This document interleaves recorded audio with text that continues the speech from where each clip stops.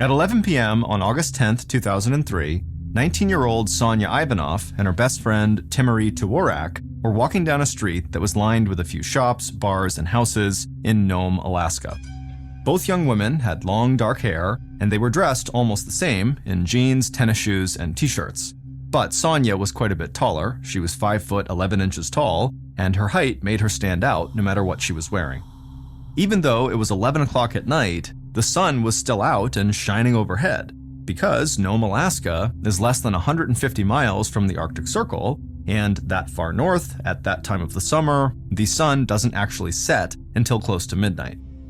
Sonya and Timuri were accustomed to the long summer days and the midnight sunsets because they'd spent their entire lives in Northwest Alaska. They were both Alaska Natives, which is a term used to define the multiple groups of Alaska's indigenous people.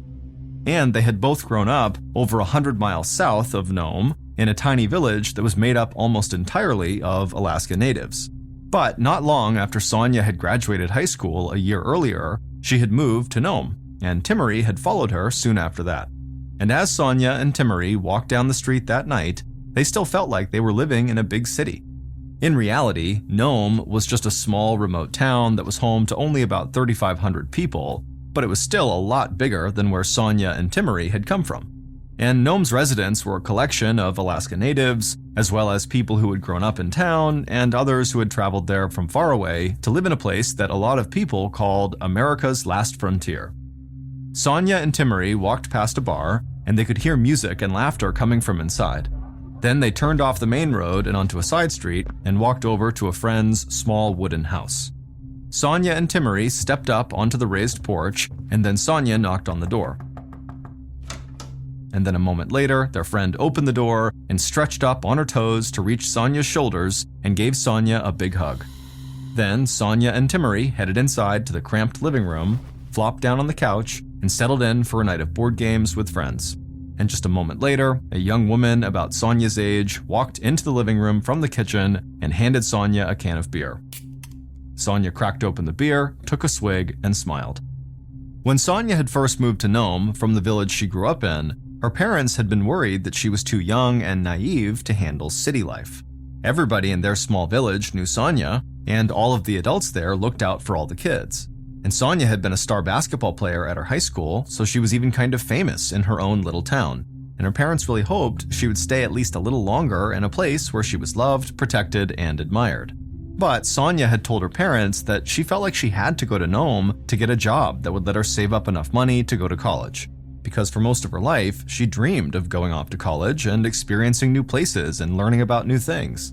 Sonya was outgoing, she was funny, and almost always in a very good mood. And so when she had arrived in Nome, she quickly landed work at a healthcare facility and she made a close group of friends. But she still felt connected to her roots because Timuri and her shared a small house, and Sonya's sister and brother-in-law lived close by. So pretty soon after Sonya had moved away and kind of found her place in Nome, her parents relaxed, and they were happy that their daughter seemed to be thriving in her new home. But what Sonya hadn't told her parents, or really anyone other than her best friend Timuri, was that she dreamed of a lot more than just going to college. She dreamed of making enough money to move away to Hawaii. Sonya loved her family, and she was proud of her Alaska Native heritage. In fact, when she had first moved to Nome, she had entered the Arctic Native Brotherhood pageant, which was an event where young people celebrated their native culture and spoke about important native issues of the time. But as much as Sonya loved the place and the culture she came from, she had gotten tired of the dark, cold winters in Northwest Alaska, those times when the sun was only up for a few hours and temperatures regularly dropped below 0 degrees Fahrenheit. So now Sonya liked to imagine herself on a warm, sunny beach in Hawaii, listening to the waves crash onto the sand. She knew her family would be sad to see her leave, but she just felt like going somewhere far away was something she had to do while she was still young. In the living room, Sonya drank her beer, she laughed and played a board game with her friends, and they all talked about work and guys and girls they had crushes on like most groups of teenagers do. But then, at around midnight, the group fell silent for a second, because they heard a police siren wailing on a street nearby. Sonya and Timuri almost always felt safe in Nome, but there were times when they would hear police sirens that reminded them they were not in their little home village anymore. and Sonya's sister and her brother-in-law, who lived near Sonya, told her never to ignore her surroundings. Because in Nome, like across Alaska and the rest of the United States, Alaska Native women and Native American women were assaulted, abducted, and murdered at rates that were higher than the national average. And while the group of teenagers sat in Sonya's friend's living room that night, Officer Matt Owens of the Nome Police was the one who was blaring the siren in his SUV while he was on his way to respond to a domestic violence call nearby. Officer Owens was originally from Florida, and he had noticed during his few years on the Nome police force that long summer nights often led people to drink, stay up late, and get into trouble a lot more than they ever did during the winter. But back at Sonya's friend's house, not long after the sound of the siren had faded, the group of teenagers put any thought of the police out of their minds, and Sonya and her friends got back to talking, laughing, and playing their board game. And then, at about 1 a.m. on August 11th, 2 hours after Sonya had arrived, she stood up from the couch and decided it was time for her to head home. Sonya said goodnight to the group, and Timmery said she was actually going to stay for a bit longer and that most likely she would just crash there for the night, so she would see Sonya at their place sometime the next day. Then Sonya and Timmery shared what they called their best friend goodbye ritual. They each tapped 2 of their fingers on the other's shoulder, then kissed their fingers, pointed them at the sky, and said, "Peace out, pal," to each other. Sonya opened the door and stepped outside. And as she started walking home, she thought to herself that she really needed to convince Tamari to come with her to Hawaii, because she couldn't imagine being there without her best friend who she had known for basically her whole life. Just after 1 a.m., so a few minutes after Sonya had left her friend's house, Sonya turned onto the main drag that cut through the center of town, and she walked along the side of the road. The sun had finally set, and it was about 60 degrees Fahrenheit. A light rain had started to fall, and Nome looked like it was covered in mist. And as much as Sonya had gotten sick of the cold Alaska winters, she loved rainy Alaska summer nights like this one. So she decided to take her time walking home and to enjoy being outside in the rain. She walked past the bar, and she still heard music coming from inside. Then she walked a little bit further past an old house that overlooked the main street, and as she walked by, she heard someone call her name from the dark. Sonya was startled, and she felt her shoulders tense up. Then she turned and saw an older woman she knew sitting on the front porch smoking a cigarette. And Sonya laughed at herself for being scared. She exhaled and relaxed her shoulders. The woman smiled and asked Sonya how she was doing. Sonya said she was doing fine, and then she told the woman to have a good night and waved goodbye. Sonya kept walking down the street, and as she did, she felt the rain falling on her face. Then at some point, she heard people coming out of the bar that she had passed a little ways back, and she realized it must be getting late. But Sonya didn't have to work the next day, so she could just go home and sleep in as late as she wanted to, and the thought of that made her smile. Then, as Sonya approached a brightly lit gas station, she heard a car coming up behind her. So she stepped even more to the side of the road to make sure the car could pass her, but the car pulled up right next to her and stopped. The passenger side window rolled down, the driver leaned across the seat and called out to Sonya. And so Sonya, she stopped walking, and then she looked at the driver and actually approached the car. Sonya then leaned in through the open window and talked to the driver for a bit longer, and then Sonya climbed into the passenger seat and shut the door. At around 5 p.m. on August 11th, so about 15 hours after Sonya had gotten into that car, Timmery came home from work.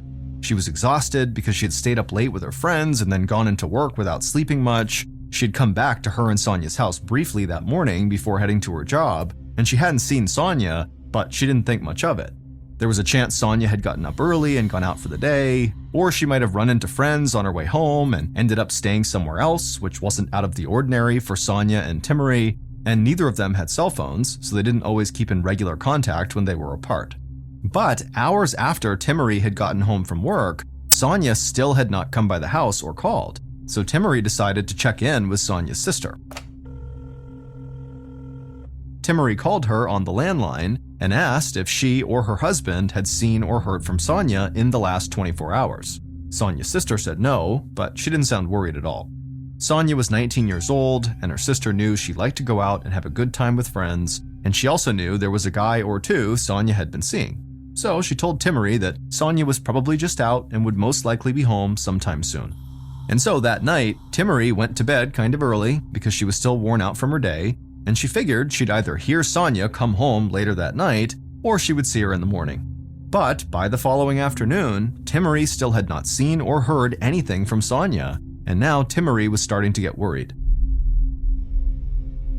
She called Sonya's sister again, but again, the sister said she had not heard from Sonya, and so Timmery decided that she had to tell the police.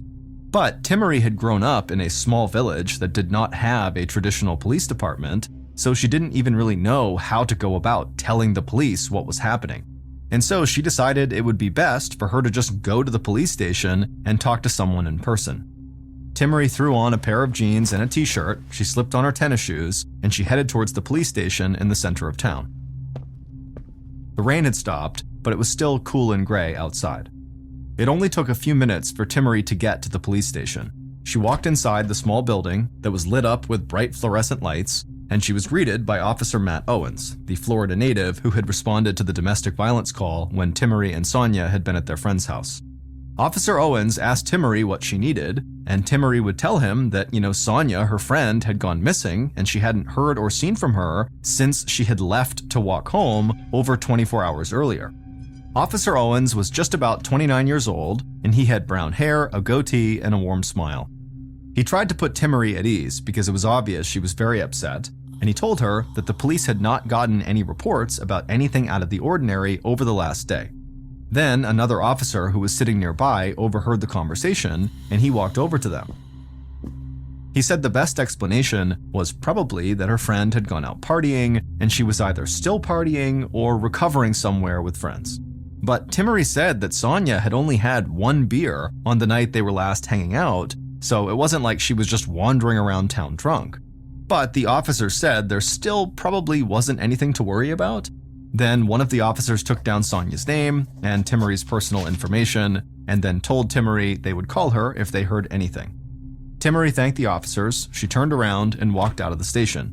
But as she headed home, she felt like she'd been totally blown off. And she didn't like to buy into stereotypes, but she knew a lot of her friends and family believed that the cops in town would do as little as possible when it came to helping Alaska Native women, and she really hoped that was not the case.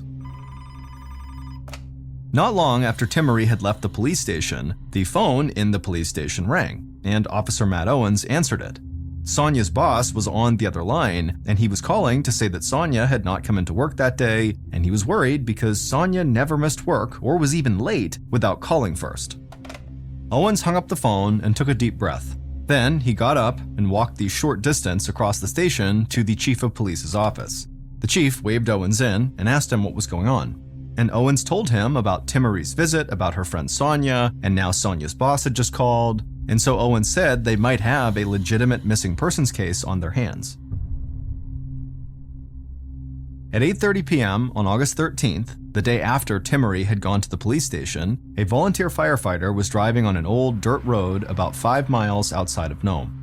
After the chief of police had talked to Officer Owens about Sonya, he contacted the fire department and a couple of community groups to help organize a search for Sonya. And the volunteer firefighter had gotten the call, went right out to his car, and started driving in and around the city to help the search however he could. He was driving slowly, looking out the windshield and both windows, trying not to miss anything that might lead him to Sonya. The road he was on had once been very busy when Nome had experienced a gold rush all the way back in the 1890s, but now the roads around the old gold mines were pretty much abandoned and almost nobody ever drove on them.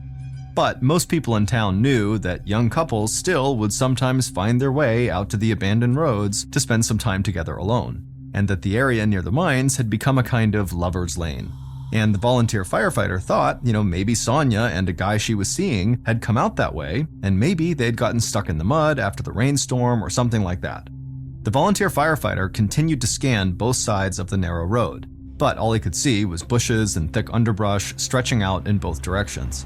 But then suddenly something caught his eye and he slammed on the brakes. He looked out the driver's side window and stared into a bush. He thought something was out there, but he couldn't tell what it was. So he turned off the engine, he got out of his car and walked over to those bushes.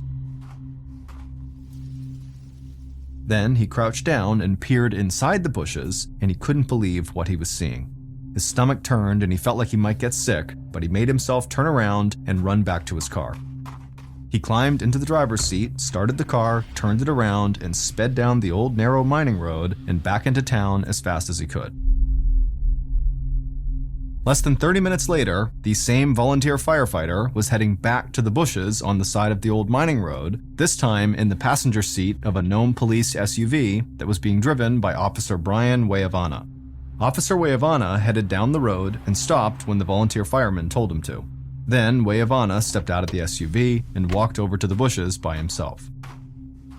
Wayavana was in his mid-30s with dark black hair and a black mustache, and he smoked cigarettes regularly while on the job. He would often say that being a cop in Nome was 39.5 hours a week of sheer boredom and a half hour of oh shit. And this definitely felt like an oh shit moment to him. Wayavana crouched down, and when he looked into the bushes, he hoped his eyes were playing tricks on him. But the sun was still bright enough for him to see clearly, and he knew he was staring at the body of Sonya Ivanov. Wayavana stood up, but then he quickly bent over again and put his hands on his knees and breathed in several times through his nose. Wayavana knew Sonya's sister and brother-in-law quite well, and he couldn't imagine having to tell them what he had just discovered. But before Wayavana could worry about that, he had to act fast. He knew that the small Nome Police Department was not equipped to handle the forensics investigation required in a case like this. They would need help from the crime lab and the Alaska State Troopers. But both of those groups worked out of Anchorage, which was over 500 miles away, and there was no road that directly connected Anchorage to Nome, so it could take them a while to get there. Wayavana went back to his SUV, he opened the door and grabbed the radio. He called in to the officers on duty and told them he needed everyone to help him come lock down a crime scene and to make sure that nothing happened to it until help from Anchorage arrived.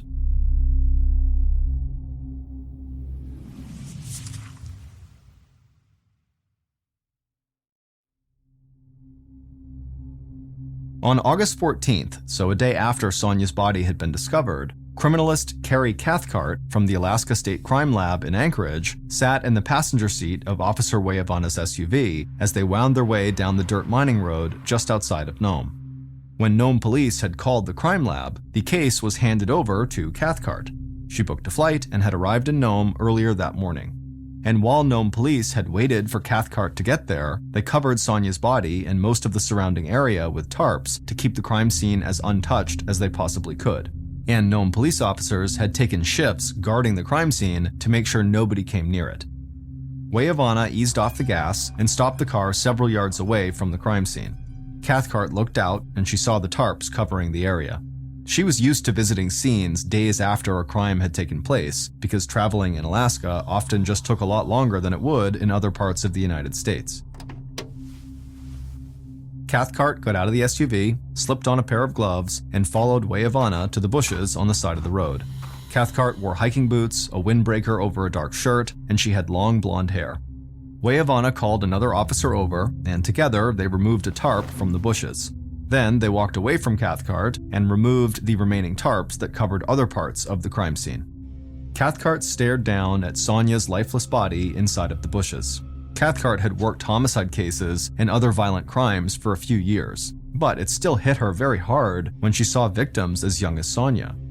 As Cathcart approached the body, the most obvious thing that stood out about Sonya's body was that she was naked, except for a sock on one of her feet. But there were no clothes or scraps of torn fabric anywhere in the area. Then Cathcart moved in closer to get a better look. They would have to do a full autopsy and examination, but it was pretty clear to her right away that Sonya had died from a gunshot at close range. Cathcart asked an officer if Nome police had found bullet casings in the area, but the officer said they hadn't really found anything before they locked the site down and contacted Anchorage for help. Cathcart made her way back to the road and started scanning the dirt. She saw sets of tire tracks that looked like they matched a police SUV, like the one Wayavana was driving, but then she stopped cold and shouted for Wayavana to come look at something. Wayavana walked over to Cathcart on the road, and she pointed to a set of tire tracks in the dirt. He didn't really know why she was showing them to him, but then she motioned for him to come look closer, and she said the tracks were most likely from a truck, but importantly, it looked like the track had mismatched tires. This, of course, would make it much easier for the police to find this truck, especially because they were already starting with a small number of people who lived in Nome to begin with. So Weyavana made a note about the mismatched tires in his notebook. Then Cathcart followed those tire tracks back down the road towards the spot where Sonia's body was. Weyavana walked right behind her. Cathcart stepped over to the bushes right on the side of the road. She squinted her eyes and looked as closely as she could at every branch, and a slight smile began to come across her face. She turned to Weyavana and motioned for him to look at what she had just seen. And on one of the branches, she pointed to a streak of blue paint that she was almost certain had come from an automobile. So now Weyavana believed if he could just track down a blue truck with mismatched tires, he would have a good chance of finding Sonia's killer. In the days following Carrie Cathcart's examination of the crime scene, Nome police fanned out across the city. They spoke to Sonia's friends, her sister and brother-in-law, and anybody willing to come forward to say they had seen Sonia around the time she had disappeared. Officer Weyavana had met with Timmery the night Sonia's body had been discovered, but now he wanted to meet with her again to see if she might have any information that could lead him to the owner of a blue truck with these mismatched tires. So, on a warm August morning, Weyavana knocked on the door of Timmery and Sonia's house. Timmery opened the door, and Weyavana could see that her face was puffy and her eyes were bloodshot. It was clear she had been crying. Timmery led Weyavana into the small front room of the house. The place was messy, like a teenager's bedroom might be. There were clothes hanging on chairs and empty soda cans all over the coffee table. Timmery sat down on the couch, and Weyavana cleared off a chair and sat down across from her. Timmery was glad that it was Weyavana who had come to the house to talk to her. Timmery knew that Weyavana knew Sonia's sister, so Timmery believed Weyavana would do everything he could to find out who had killed Sonia.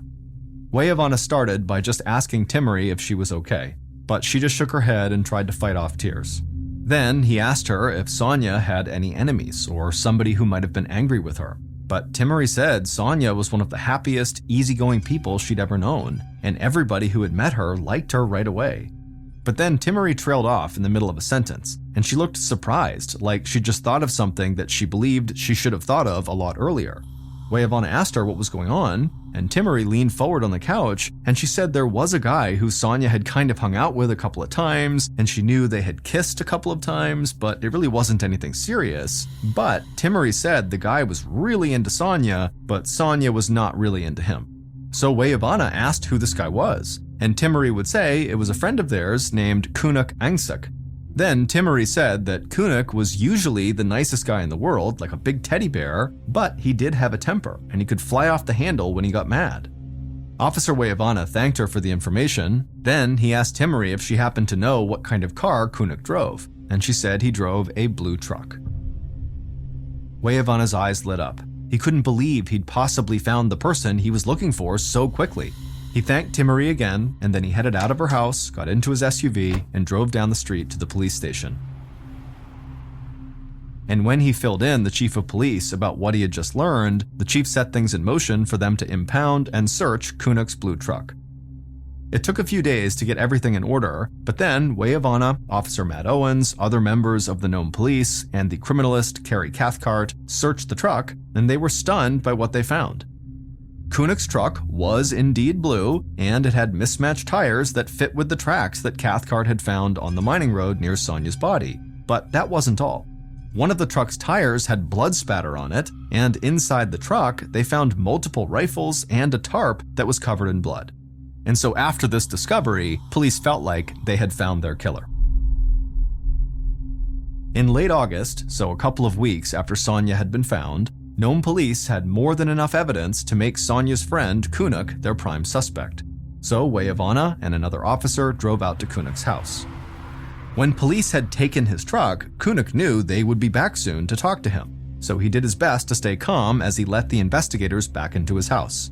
Kunuk had short brown hair, and he wore jeans and a yellow t-shirt, and he had a silver earring in his left ear. Kunuk sat down in a chair in the front room of his house, and the officers stayed standing. Weyavana didn't waste any time. He asked Kunuk when was the last time he'd seen Sonia. And Kunuk thought about it for a second, and then said the last time he saw her was maybe 2 weeks before she died. And Kunuk would say that he and Sonia didn't really even talk when he last saw her, that really they had just kind of crossed paths in town. After this answer, the other officer who was there with Weyavana asked why Kunuk had a bloody tarp in his truck and why was there blood spatter on one of his tires. Kunuk started tapping his foot on the floor, and he looked away from the cops, and without making eye contact, he told them that he'd been out hunting 70 miles away at the time of Sonya's death, and that's why the rifles and the bloody tarp were in his truck, and the blood on the tarp was just animal blood. But the officer pressed Kunuk again about the blood spatter on his tire. And this time, Kunuk did look back at the officer, and he would say that he'd run over a rabbit or some other kind of small animal when he was driving out to go hunting, and so the blood on the tire must have just been from that. The officers were totally skeptical of this answer, but they stayed neutral and continued to question Kunuk a bit longer, and then when they were finally done, the officers were convinced that this was their guy. The evidence against Kunuk was solid, and the running over the rabbit story just seemed like a convenient excuse he'd made up on the spot. So Weyavana asked Kunuk to submit to a DNA test, and he told Kunuk if he was innocent like he said he was, a DNA test was the best way to prove that. Kunuk continued to tap his foot on the floor, but then he looked at Weyavana and he nodded and said he would submit samples for the test. Weyavana knew he would have to wait for the results from this DNA test and for the results from the test that the crime lab was going to run on the blood found on Kunuk's truck and on the tarp. But Weyavana hoped that soon he would be able to tell Sonya's sister and the rest of Sonya's family and her friends that they had found Sonya's killer. In late August, so almost 3 weeks after Sonya's murder, her body was returned to the small village where she had grown up. And her family and friends there had a funeral service and an outdoor vigil to celebrate Sonya's life and to mourn the life she never got to live. At the vigil, people who knew and loved her most talked about how happy and kind Sonya had been and how much her community and her culture had meant to her. And they said they wanted police to bring this case to a close quickly and to make sure the person who had killed Sonya was brought to justice. But they knew that even if that happened, the village would never fully heal from what had been done to Sonya. At around 2 a.m. on a day in early September, about a week after the vigil, Officer Weyavana sat in his SUV in a parking lot off the main street in Nome. He cracked his window, took a long drag off a cigarette, and exhaled the smoke out into the early morning air. Just like Sonya's friends and family, Weyavana hoped the case would be solved soon, and he had really believed that Sonya's friend Kunuk was the killer. But in the weeks following Kunuk's interview, parts of the investigation had kind of come to a halt. Test results from the tarp found in Kunuk's truck revealed that the blood on the tarp was animal blood, just like Kunuk had said, and several of Kunuk's friends said they had been with him when he was hunting on the day of Sonya's murder. Weyavana still was not ready to move on from Kunuk as a suspect. But while he waited for results from Kunuk's DNA test to come back, the case suddenly didn't seem as open and shut as it had just a couple of weeks earlier. And now, the investigation team on this case had been reduced to just Weyavana and one other Nome officer. And Weyavana was stuck working nights while the other investigator worked days. So Weyavana sat in an empty parking lot near an empty street in the dead quiet of the morning, and he felt like he wasn't doing anything to help. Then he leaned over and grabbed a file folder from the passenger seat. Inside the folder were all of the notes that he and other officers had compiled during interviews they'd conducted following Sonya's murder. He flipped through the notes and tried to look at everything with fresh eyes, just in case he'd missed something. And as he read over a page right in the middle of the files, he almost gasped out loud. Weyavana was reading comments made by a woman who claimed she had seen Sonya get into a vehicle near a gas station at the same time that Sonya was believed to have disappeared. But for some reason, this woman's statement had never been followed up on. And so later that day, Weyavana, who was bleary-eyed and fighting off sleep, headed to that woman's house to talk to her. The woman said early on the morning of the murder, she had been smoking on her porch when Sonya had walked by and she had called out to her. The two of them had talked a bit, and then she watched as Sonya walked further down the street, got into a vehicle, and drove off. Then the woman gave a detailed description of the vehicle Sonya had climbed into, and it was not a blue truck. Weyavana thanked the woman and then rushed back to the police station where he told the chief of police all this new information he'd discovered. And the chief immediately put more officers back on the case, and they all went on a search to find this new vehicle that this woman had described. Just before 3 a.m. on September 23rd, so a few weeks after Weyavana had spoken to that woman, Officer Matt Owens, the Florida native, stood near a gravel pit down the road from where Sonya had been found. And in this gravel pit, Officer Owens saw a vehicle that matched the description of the one that woman had seen Sonya get into. Owens quickly called into the station and let them know what he'd found, and immediately other officers rushed out to the scene. But just minutes later, Officer Owens was on his cell phone to the police station again, but this time he was out of breath and he was running for his life. He kept shouting that gunshots had rung out right after he'd approached this vehicle in the gravel pit, and so now he was taking cover, but he needed backup fast. Not long after that, Wayavana and other members of the force arrived at the gravel pit, and they saw that Owens was crouched down behind some bushes nearby. They leapt out of their cars and they fanned out all across the area looking for whoever had been shooting at Officer Owens, but they never found anyone. And so after the police had secured the area and made sure it was safe, they all reconvened with Officer Owens over at the gravel pit, and sure enough, inside of it was this car that Owens had found and called in. And they noticed the driver's side window was completely shattered, very likely from one of the rounds that had just been fired at Officer Owens. That day, the police would conduct a full search of this vehicle, and that search would lead them right to Sonya's killer. Based on evidence found at the crime scene, interviews conducted throughout the investigation, and evidence discovered from the vehicle that Officer Owens found in the gravel pit, here is a reconstruction of what police believe happened in the early morning hours of August 12, 2003, the day Sonya Ivanov was murdered. Just after 1 a.m., the killer drove slowly down the street in the center of Nome. Light rain fell on the windshield, and the mist gave the whole town kind of an eerie glow. The killer heard music coming from the bar, and they watched as a few drunk people stumbled outside. The killer laughed and just kept cruising down the street.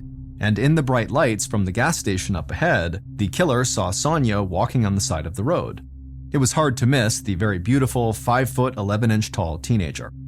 The killer grinned and they felt their hearts start to race a bit. Then they drove right past Sonya and hit the brakes. Then the killer rolled down the passenger window just as Sonya walked by, and they called out to her.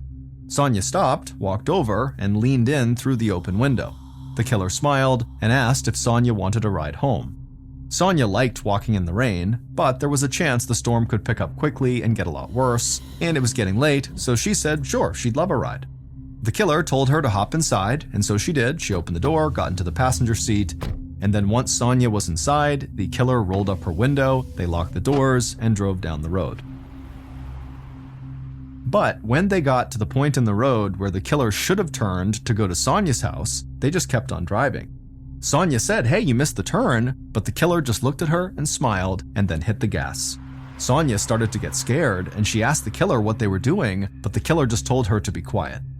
When they reached the outskirts of town, the killer turned off the main road onto an old dirt road. Sonya desperately wanted to get out, but they were going so fast and she was just too scared to do anything. Finally, the killer slowed down and pulled into some bushes on the side of the dirt road and parked. Then the killer got out. Sonya tried to open her door, but she couldn't unlock it, and then she looked up out her window and she saw the killer standing there in the moonlight. Sonya screamed, and at the same time, the killer opened the door, they dragged her outside, and then wrapped their arms around her from behind. Sonya was tall and strong and fast, and so right away she began using all her strength to try to get out from the killer's grasp, and at some point she began leaning forward and bucking her legs out behind her, and she was able to get out of the killer's grip. But before Sonya could actually run away to freedom, the killer drew a .22 caliber pistol from their waistband and fired. And that bullet struck Sonya square in the back of the head. She fell to the ground, dead. Without wasting any time, the killer ran over and stripped off all of Sonya's clothes, except for one sock that they just overlooked. Then the killer dragged Sonya's body into a nearby bush. The killer went back to the road, grabbed Sonya's clothes and tossed them into the trunk. Then the killer closed the trunk, took a deep breath, calmed themselves down, and got back into the driver's seat. Then they drove away from the murder scene inside of their Nome Police Department SUV. Officer Matt Owens of the Nome Police Department killed Sonya. It turned out that woman who was smoking on her porch and then called out to Sonya on the night she disappeared, well, she saw Sonya get into a vehicle, and that vehicle was a police SUV. but the woman said she had not seen which one of the officers was driving the SUV at the time. The mismatched tire tracks that had been found at the murder scene turned out to be from a truck that a young man and woman had been driving, and the couple had just gone out to Lover's Lane on this mining road around the same time that Sonia was murdered. They had nothing to do with her murder.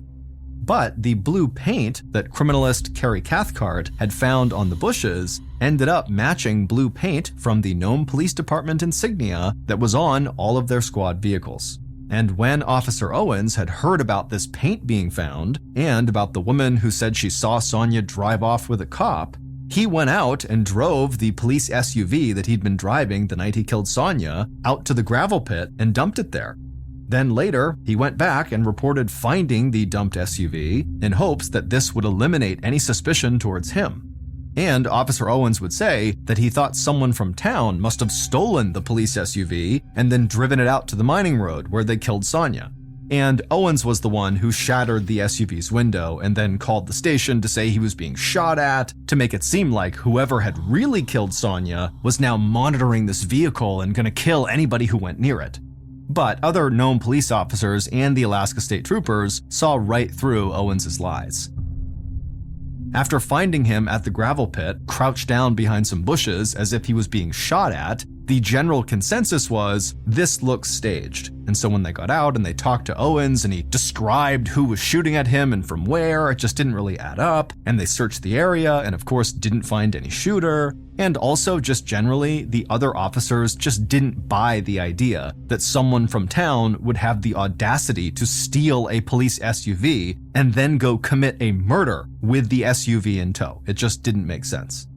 Also, criminalist Carrie Cathcart very early on had said that she believed whoever had killed Sonia had a deep understanding of how to sanitize a crime scene because there was no evidence left behind and her clothes had been removed. And so Cathcart actually said, the killer could be a cop. And so ultimately, Officer Owens was arrested for Sonia's murder. It would turn out that in the years Owens had lived in Nome, 6 local women had claimed he sexually assaulted them, and 2 of those women said they had filed formal reports with the Nome police, but nothing had ever been done about it. In Sonia's case, there was no evidence of assault or rape, but some officers believed Owens intended to sexually assault Sonia when he picked her up, but when she fought back, he killed her. Officer Matt Owens was convicted of murder and evidence tampering and sentenced to 101 years in prison with a chance for parole after 34 years. Sonia's murder shed further light on what many Alaska Native communities believed was a history of police neglect, harassment, and violence towards Alaska's indigenous population. And so, in 2007, the Sonia Ivanoff Act was signed into law in Alaska. That law states that any peace officer, firefighter, or correctional employee convicted of first-degree murder will receive a mandatory sentence of 99 years in prison.